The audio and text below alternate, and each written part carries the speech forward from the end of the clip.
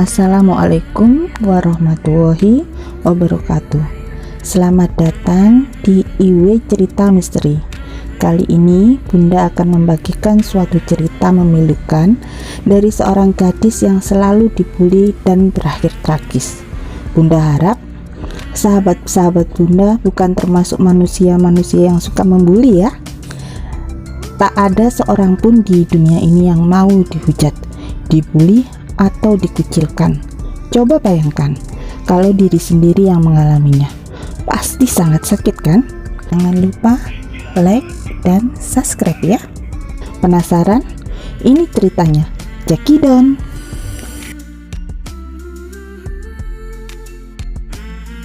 Setiap hari rasanya sangat sakit. Hati ini lelah.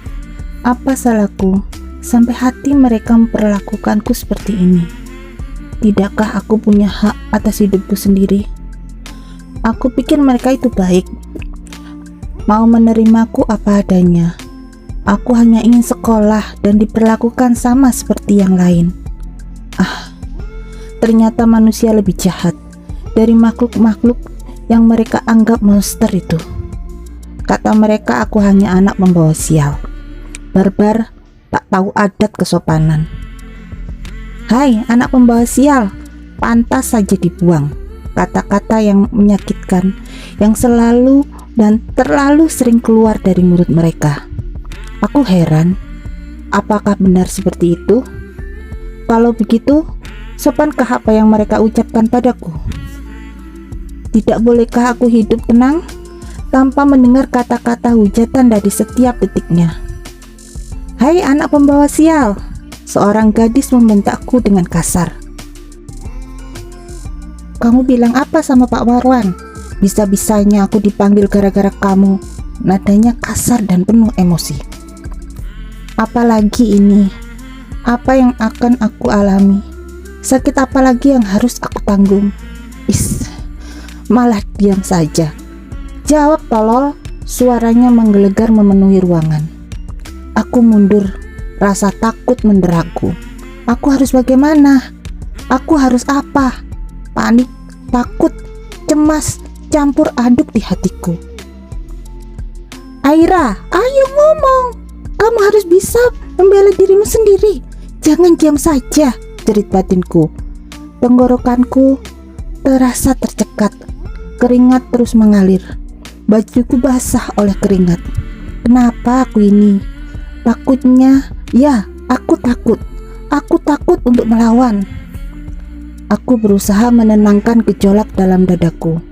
Tenang Aira, tenang. Kamu gak boleh takut. Batinku berusaha menghiburku. Maafkan aku. Hanya itu yang bisa aku katakan. Aku memang melaporkan mereka atas pelanggaran yang mereka lakukan. Tapi aku benar kan? Mereka yang melanggar. Itu sebuah kesalahan bukan? Mereka terus membuliku, lalu aku melaporkan mereka agar dapat teguran dan tak membuliku lagi. Apa aku salah? Mereka memperlakukanku seolah aku budak mereka. Oh Tuhan, tak bolehkah aku bahagia? Apakah aku harus pindah sekolah agar tak ada lagi yang membuliku? Agar aku bisa hidup dengan tenang? Agar aku tak terus menerima hujatan? Tempat yang jauh agar tak ada yang tahu siapa aku, anak yang dibuang orang tuaku. Tapi buktinya, aku kembali lagi bertemu mereka. Mereka, kenapa Tuhan? Seperti di sekolah lama, di sekolah baru pun mereka memperlakukanku sama. Berani ya kamu pakai melapor segala? Udah jago, udah hebat. Sadar dirilah, dasar cewek gak berguna. Aku bisa bikin hidupmu lebih sengsara dari ini. Aku kaya, punya duit, aku bisa lakuin apa aja. Jadi jangan belagak kamu. Aku hanya bisa membisu. Aku pusing. Andai aku bisa tiba-tiba hilang dari dunia ini, tapi apakah mungkin? Sehina itukah aku bagi mereka? Aku tak pantas untuk bahagia. Itu pikir mereka. Aku hanya bisa menangis sedih. Apa yang harus aku lakukan? Sakit, ya sakit hati ini. Seperti seperti tersayat pisau yang tak terlihat. Tuhan, sepahit inikah hidup yang harus aku jalani? Suara tawa mereka pecah. Mereka mentertawakan penderitaanku, mentertawakan kelemahanku. Aku terduduk lesu. Aku menangis terseduh-seduh. Aku menangis sepanjang malam, merenungi kepahitan hidupku. Di pojok kamar yang temaram, setemaram hatiku yang perih mendekap boneka beruang hadiah ulang tahunku dari ibu dulu. Perlahan pikiranku kembali ke masa lalu. Dulu aku hidup dalam keluarga yang bahagia, berlimpah kasih sayang dari mama dan papa.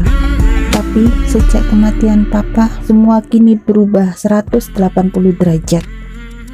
Saat itu aku kelas 1 SMP, umurku 13 tahun. Papa mati terbunuh di depan mataku oleh kawan karibnya sendiri.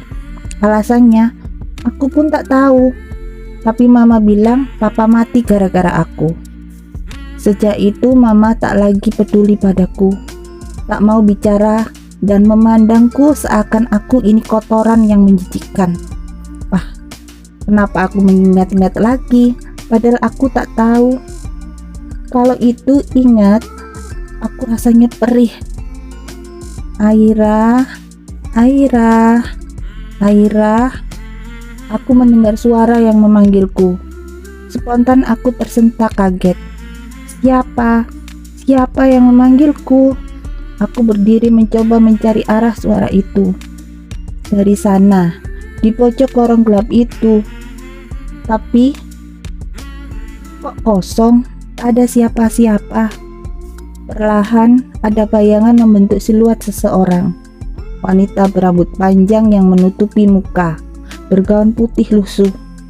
Bau tak sedap mengiringi kemunculannya.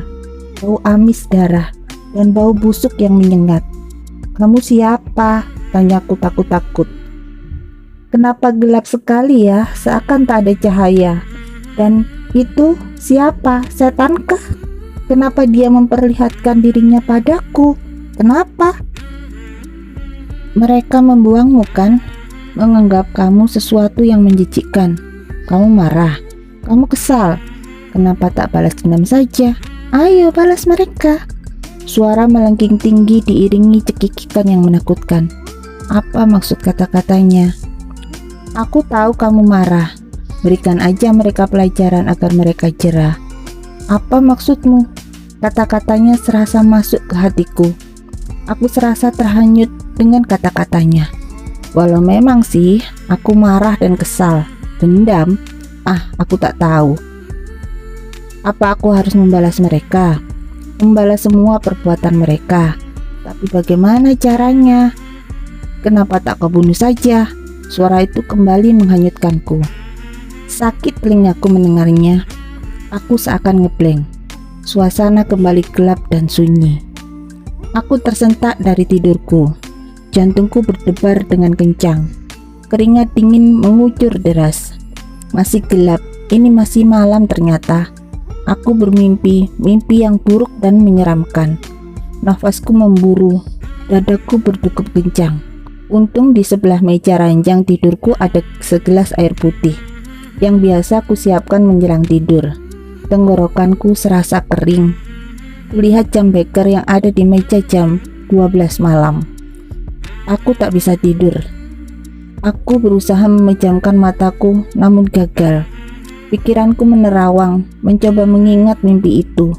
Apakah aku harus balas dendam pada mereka yang menyakitiku? Tapi gimana caranya?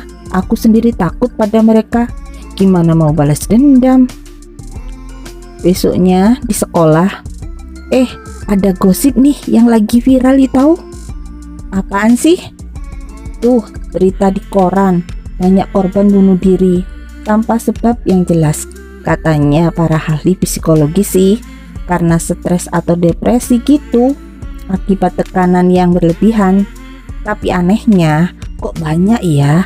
Kan di negara kita bukan kayak di Jepang, yang tingkat bunuh dirinya tinggi gitu. Polisi lagi menyelidiki, ada faktor apa di balik semua ini. Kayaknya sih, ada unsur magisnya. Mereka itu dirasuki makhluk halus. Sebab ada saksi yang melihat tatapan para korban itu kayak kosong, gak ada aura kehidupan dan menggumamkan sesuatu yang gak jelas. Percaya kamu kan? Itu cuma katanya, belum ada bukti yang jelas. Percaya juga hal-hal yang gak jelas macam gitu. Suara percakapan mereka membuatku berpikir. Saat itu aku teringat akan sesuatu perkataan makhluk dalam mimpiku. Benarkah manusia bisa dirasuki makhluk halus lalu bunuh diri? Mungkinkah? Pusing aku mikirnya. Tapi kenapa aku berpikir sampai ke sana? Ya sudahlah. Namun hati dan pikiranku tak bisa berkompromi. Aku seakan terus diingatkan pada mimpiku. Balas dendam, balas mereka. Serasa ada suara yang tergiang di telingaku. Banyak orang mati bunuh diri. Apa itu suatu masalah besar? Matinya karena kerasukan. Aneh juga. Dan kini itu jadi masalah besar. Terus mereka bergumam apaan? Aku tak ingin berpikir terlalu jauh. Tapi apakah ada hubungannya dengan mimpiku semalam? Ya, balas dendam. Entahlah. Aku tak bisa mengikuti pelajaran dengan benar. Padahal ujian sebentar lagi. Kenapa pikiranku malah kemana-mana? Fokus Aira, fokus. Kamu harus bisa fokus ke pelajaran. Bayangan itu, sosok itu tiba-tiba ada di depanku. Rambut panjang, baju putih lusuh, bau darah, busuk, perutku mual. Apa ini? Sosok itu mendekatiku. Terus dan semakin dekat. Aku sudah gak tahan lagi. Takutku serasa di ubun-ubun. Setan, tolong! Teriakku memecahkan kesunyian kelas. Wajahku pucat. Aku benar-benar takut. Ya Tuhan. Gelap. Aku tak ingat apa-apa lagi. Aku terbangun. Di mana aku sekarang? Ini pasti ruang UKS. Seseorang pasti membawaku ke sini. Mungkin aku tadi pingsan. Kini kepalaku terasa pening. Perlahan aku bangkit. Oke, aku harus kembali ke kelas. Sosok itu ternyata masih ada. Dia berdiri diam di sudut ruangan. Dengan panik dan takut, aku langsung berlari menuju ke kelasku. Sampai di depan kelas, nafasku memburu. Dengan tergesa, aku membuka pintu kelas tanpa permisi. Tentu saja, akibat ulahku, semua mata memandang ke arahku. Aira, kenapa tak ketuk pintu dulu? Tegur Bu Asih, guru bahasa Indonesiaku. Maaf Bu, saya takut ada setan Bu, kataku terbata-bata. Aira, kamu ini kenapa? Kamu sakit? Gak ada setan itu nak. Lebih baik kamu pulang istirahat. Wajahmu nampak pucat. Bu Asih membimbingku ke bangku. Kemasi bukumu, pulanglah. Kamu mungkin butuh istirahat. Setelah berpamitan dengan Bu Asih, hari itu juga aku pulang. Di jalan, aku malah bingung. Ada ketakutan sosok itu mengikutiku. Setengah berjalan, setengah berlari. Ku percepat langkahku. Ekor mataku menangkap sesuatu. Sosok itu, dia ada lagi di pinggir jalan sebelah kiri. Refleks aku menoleh. Sosok itu tersenyum lebar. Mulutnya terlihat panjang sampai ke pipi, menyeringai di balik rambut panjangnya yang menutupi wajah. Tangannya melambai seakan memanggilku. Saat itu juga tubuhku menggigil. Bagaimana ini? Aku harus apa? Lari. Ya, lari. Aku lari sekencang yang aku bisa. Orang-orang di jalan menatapku dengan aneh. Aku tak peduli. Aku takut. Aku harus bisa menghindari sosok mengerikan itu. Tapi pada akhirnya aku tak kuat lagi. Kakiku lemas. Aku capek sekali. Moga-moga sosok itu tak mengejarku. Sudah tak sanggup aku berlari. Dengan sisa tenaga yang aku punya, aku berjalan menuju rumahku. Seperti biasa, rumahku sepi. Mama di kantor. Ya, sejak kematian papa, mamalah yang cari duit menggantikan tugas papa. Sampai di rumah, aku langsung menuju ke kamar. menghempaskan diriku di ranjang. Tak terasa karena capek, aku tertidur. Aku berdiri di sebuah lorong panjang yang gelap. Di mana aku ini? Kenapa tiba-tiba aku ada di sini? Aku berjalan menyusuri lorong panjang itu. Aneh, lorong ini kenapa panjang sekali? Serasa tak berujung. Mana gelap lagi? Kok nggak ada cahaya sama sekali? Aira, Aira, ada suara. Aku ingat suara itu. Bukankah itu sosok yang mengerikan yang mengejar-ngejar aku? Ampun, kenapa dia masih terus mengejarku? Apa maumu? Kenapa kamu menggangguku? Teriakku lantang dengan keberanian yang dipaksakan. Suara cekikikan makhluk itu melengking panjang. Aku tidak mengganggumu, Aira. Aku akan membantumu. Apa maksudmu? Aku akan membantumu balas dendam. Balas mereka, Aira. Bunuh mereka. Aku nggak bisa bunuh mereka. Aku takut, jawabku lemah. Kembali terdengar tawanya seakan mengejekku. Buatlah perjanjian denganku. Jadikan aku sesembahanmu. Aku akan membantumu membunuh mereka. Perjanjian? Perjanjian apa maksudmu? Kamu harus bersekutu denganku. Tinggalkan Tuhanmu. Sembahlah aku. Adakan ritual darah untuk mengikat perjanjian ini. Seketika tubuhku menggigil. Aku tinggalkan agamaku, menyembah setan. Tidak. Hati kecilku bilang tidak. Aku nggak mau. Aku nggak mau jadi penghuni neraka seperti mereka. Apakah kamu mau terus ditindas oleh mereka? Dijadikan budak oleh mereka? Mereka pantas dapat hukuman atas kejahatan mereka, Aira. Ya. Dia memang benar. Mereka memang jahat dan pantas untuk dapat hukuman. Aku nggak mau terus-menerus ditindas oleh mereka. Aku memang harus membalas perbuatan mereka, walau aku sendiri tak tahu gimana caranya. Aku akan merasuki tubuh mereka, agar mereka mau membunuh diri mereka sendiri. Sosok itu kembali bicara, seakan dia bisa membaca jalan pikiranku. Bagaimana? Apa kamu setuju? Tanyanya lagi. Kalau kamu setuju, lakukan ritual darah untukku. Siapkan 3 lilin, nyalakan di depan cermin, dan siapkan 3 tetes darahmu di wadah. Dan matikan lampu, aku akan datang menemuimu. Aku terbangun dari tidurku, mengerjap-ngerjapkan mata. Jam berapa sekarang? Ku tengok jam bekerku, jam 8 malam. Mama belum datang. Biasanya mama datang di atas jam 9 malam. Bergegas aku mandi dan membuat mie instan yang memang telah disediakan mama di dapur. Mamaku memang tak pernah masak lagi untukku sejak papa meninggal.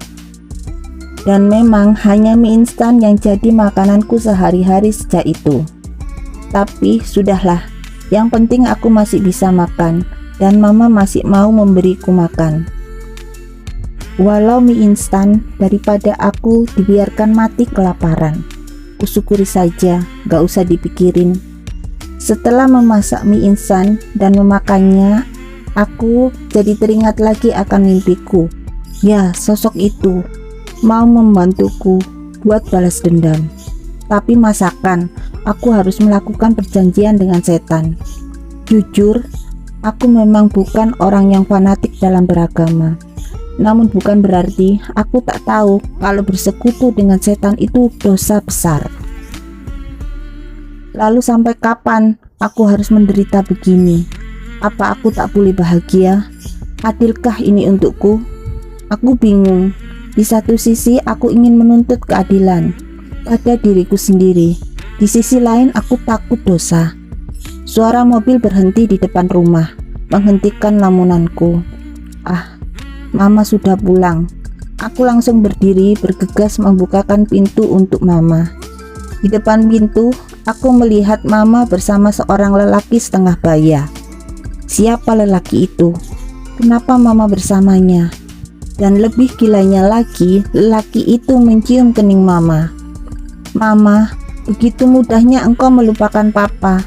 Bukankah papa meninggal? Aku yang kau salahkan. Meski aku tak tahu letak kesalahanku. Mama berjalan mendekati pintu, yang telah aku bukakan. Berjalan begitu saja tanpa menyapaku, dan laki-laki itu pun telah pergi dengan mobilnya. "Mama, siapa dia, Mah?" tanyaku. "Kenapa kamu tanya-tanya? Apa kamu mau melaporkan ke papamu lagi karena mama sama lelaki lain?" jawabnya enteng. Aku terkejut. Jadi selama ini itu yang membuat mama membenciku, karena aku melaporkan perbuatannya pada papa. Aku benar-benar syok. Hanya air mata deras yang mengalir di pipiku. Papa mati karena aku. Papa marah karena mama selingkuh, dan teman karibnya sendiri yang jadi partner selingkuhnya. Ya Tuhan, apa ini? Kenapa jadi begini? Lalu siapa yang salah? Aku atau mama? Kenapa semua orang malah mempersalahkan aku? Aku bersimpuh di lantai sambil menangis terseduh-seduh. Aku tak tahu lagi harus bagaimana. "Bunuh saja, balaskan saja dendammu. Mereka pantas menerimanya." Bisikan itu terdengar lagi di telingaku. Ya, mungkin memang benar. Aku harus balas dendam. Semua ini bukan salahku, salah mama. Ini semua salah mama. Mama yang tukang selingkuh. Mama yang menyebabkan papa terbunuh. Penyebabnya mama, bukan aku. Sisi lain gelap hatiku terus berteriak, tak terima atas semua penderitaan yang kualami. Malam itu, tepatnya jam 12 malam, aku melakukan ritual perjanjian dengan setan. Aku ingin membalaskan dendamku pada mereka yang menyakitiku. Kusiapkan lilin. Kebetulan di rumah ada lilin, sehingga aku tak perlu membelinya. Kuteteskan 3 tetes darah di atas cangkir kecil. Kunyalakan lilin dan kumatikan lampu. "Aku ingin membuat perjanjian darah denganmu," kumanku pelan. Seketika aku merasakan hawa yang sangat dingin menyusuk. Bulu kudukku meremang. Ruangan seakan penuh sesak dan pekat. Sosok itu berdiri di belakangku. Aku bisa melihatnya di cermin. Tanpa menoleh karena takut, aku berkata, "Aku ingin membalas dendam pada mereka yang menyakitiku. Bunuh mereka buat seperti bunuh diri. Rasuki mereka." Sosok itu tertawa melengking. "Baiklah, siapa dulu yang harus kubunuh? Mamamu kah? Bukankah dia sumber dari semua penderitaanmu?" "Jangan, untuk saat ini jangan. Aku masih butuh mama. Aku tak mau mati kelaparan. Siapa yang kasih makan aku kalau bukan mama? Lalu siapa yang pertama akan aku bunuh? Temanku, teman sekolah yang selalu membuliku. Aku ingin dia mati." Diiringi dengan tawa makhluk itu yang hilang. Anehnya, 3 tetes darah di cangkir kecil itu juga hilang. Besoknya di sekolah ada kejadian menggemparkan. Cewek yang suka sekali membuliku. Kalian ingat kan? Oh ya, nama cewek itu Siska. Dia loncat dari one drop sekolahku. Dia mati dengan tubuh yang patah tulang dan kepala yang pecah. Sungguh tragis. Apakah ini awal dari pembalasan dendamku? Aku tersenyum puas. Akhirnya cewek jahat itu mati. Tapi sebenarnya di hati kecilku pun berkata, "Kamu sama jahatnya dengan cewek itu." Apa peduliku? Dia pantas menerimanya. Siska itu sudah bertahun-tahun membeliku sejak di sekolah lama. Pantas, dia memang pantas menerimanya. Di sudut mata, aku bisa melihat sosok mengerikan itu menyeringai di pojok kelas. "Tuhan, maafkan aku. Aku telah menyekutukanmu." Malam itu, hujan turun dengan sangat deras. Kilat di langit menyambar-nyambar. Aku gelisah. Entah kenapa, aku merasa apa yang aku lakukan ini salah. Tapi, aku juga sadar sudah terlambat untuk menghentikannya. Aku sudah terlanjur mengikat perjanjian dengan setan. Tak mungkin bisa mundur lagi. Jam sudah menunjukkan jam 12 malam. Tapi mama belum juga pulang. Apa memang mama tak akan pernah pulang malam ini? Apakah dia menginap dengan selingkuhannya? Ya sudahlah. Ada mama tak ada mama, apa bedanya? Oh, dia tak peduli padaku. Malam itu berlalu begitu saja. Aku tertidur lelap, diiringi gembur hujan dengan guntur di luar rumah. Hari ini sekolah pulang cepat. Ada rapat para guru. Dengan langkah cepat, aku menyusuri jalanan yang terik oleh sinar matahari. Ah, deras sekali. Sampai depan pintu rumah, rasanya lega sekali. Akhirnya, aku sampai juga. Aku berharap cepat masuk rumah, mandi, makan, langsung tidur. Namun kali ini aku salah. Pintu rumah tak terkunci. Di halaman ada terparkir sebuah mobil Mercedes-Benz warna putih. Siapa? Apakah pacar mama? Aku membuka pintu perlahan. Sepi, tak ada mama atau siapapun di ruang tamu. Aku naik ke loteng. Mungkin mama di kamarnya, pikirku. Lewat depan kamar, terdengar desahan dan rintihan manja wanita dan desahan seorang pria. Ini benar-benar keterlaluan. Mama benar-benar jahat. Aku sudah tak tahan lagi. Aku lari ke dapur. Ku ambil pisau dapur dengan amarah yang meluap-luap. Kembali lagi ke atas, ku dobrak kamar mama. Terlihat mama dan selingkuhannya lagi asik masuk dengan jeritan. Melengking penuh dendam, ku tusuk mama dan selingkuhannya berkali-kali. Aku sudah tak peduli lagi. Aku benar-benar gelap mata, bagai kerasukan setan yang bersekutu denganku. Capai dengan aksiku, aku lemas terduduk. Aku menangis meraung-raung. Hancur sudah seluruh hidupku. Aku kehilangan papa, membunuh mama dan selingkuhannya. Aku juga bersekutu dengan setan untuk membalaskan dendamku. Luruh sudah. Sosok mengerikan itu tertawa melengking. Dia mentertawakan kebodohanku. Ya, aku memang bodoh bersekutu dengannya karena ingin membalas dendam. Manusia bodoh, katanya diiringi tawanya. Terakhir, aku mengambil pisau yang tadi sudah kubuat, membunuh mama dan selingkuhannya. Kutusukkan berkali-kali pisau itu di perutku. Tuhan, maafkan aku telah menyekutukanmu. Tamat. Terima kasih yang sudah mau mendengarkan. Doa Bunda, semoga para sahabat Bunda selalu dilimpahi kesehatan dan rezeki yang berkah. Assalamualaikum warahmatullahi wabarakatuh.